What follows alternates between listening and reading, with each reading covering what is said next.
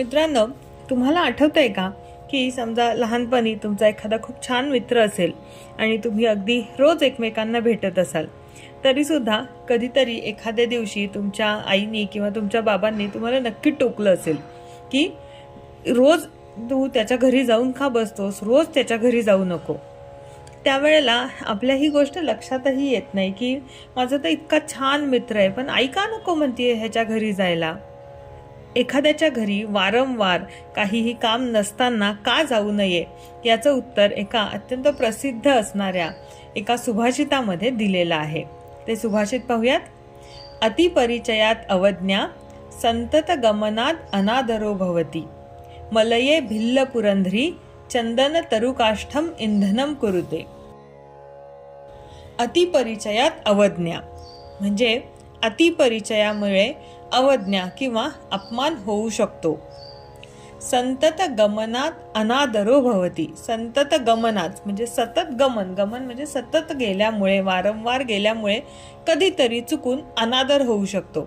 आता हा अनादर खूप वेळेला इंटेन्शनलच असेल असं नाही, पण तुम्ही सारखे सारखे गेल्यामुळे खूप वेळेला काय होतं की तुम्ही इतके त्या घरासाठी सवयीचे होऊन जाता की कधी कधी तुमच्याकडे विशेष लक्ष दिलं जात नाही, आणि हा अनइंटेन्शनली जरी हे केलेलं असेल तरी सुद्धा आपल्याला वाटताना तो आपला अनादर वाटू शकतो किंवा आपला काही पाहुणचार केला नाहीये असं वाटू शकतं.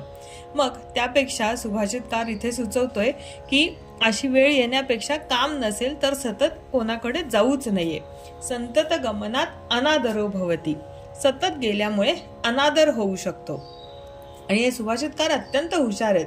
ते कोणतंही विधान जेव्हा करतात तेव्हा त्याला ते अतिशय समर्पक असं उदाहरणही देतात. इथे काय उदाहरण दिलंय? मलये भिल्ल पुरंध्री, चंदन तरुकाष्ठम इंधनम कुरुते. तर ही मलय पर्वतावर, मलये भिल्ल पुरंध्री, मलय, मलय म्हणजे मलय पर्वतावर राहणारी, भिल्ल पुरंध्री म्हणजे भिल्ल स्त्री जी आहे, तर ही भिल्ल स्त्री आता मलय पर्वतावर चंदनाची झाडं मुबलक प्रमाणात होती. तर या चंदनाचं जे लाकूड आहे, तर ही भिल्ल स्त्री, तिला ते चंदनाचं लाकूड इतकं रोजचं झालेलं आहे की तिच्यासाठी त्या चंदनाचा सुगंध, चंदनाचं लाकूड ह्याला काहीही विशेष मोल न देता ती तिच्या रोजच्या स्वयंपाकासाठी इंधन म्हणून, सरपण म्हणून या चंदनाच्या झाडाचं लाकूड वापरते. इतकं ते तिच्या सवयीचं झालेलं आहे. मलये भिल्ल पुरंध्री, चंदन तरुकाष्ठम इंधनम कुरुते. म्हणजे चंदनाचं लाकूड विशेष आहेच, असं नाही की चंदनाचं लाकूड विशेष नाहीये, पण तरी सुद्धा ते तिच्या सवयीचं झाल्यामुळे ती ते इंधन म्हणून वापरतीये. आणि त्याचमुळे अतिपरिचयामुळे अवज्ञा, अपमान चुकून होऊ शकतो.